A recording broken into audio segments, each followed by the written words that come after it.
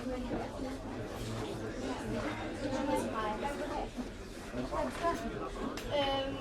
jeg godt få cola?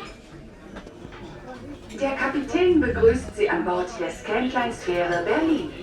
Die Fahrtzeit beträgt circa 1 Stunde und 45 Minuten. Während dieser Zeit können Sie dem Food Express oder unserem All-Inclusive-Buffet einen Besuch abstatten. Sie können ebenfalls in der Parfümerie und im Onboard-Shop auf Deck 7 einkaufen. Und die Besatzung wünschen Ihnen eine angenehme Überfahrt. Kaptajn byder velkommen ombord på Scanlines færge Berlin. Kaptajn og besætning ønsker dig en behagelig overfart. The captain welcomes you on board the Scanlines ferry Berlin. The crossing will take approximately 1 hour and 45 minutes.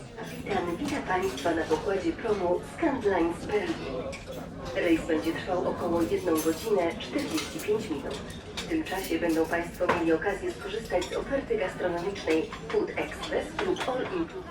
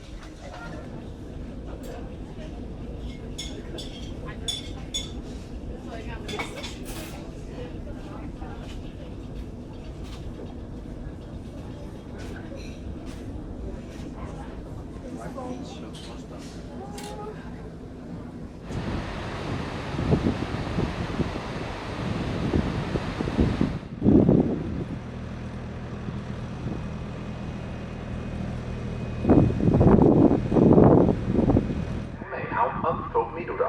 Vi beder alle passagerer om at indtage deres pladser.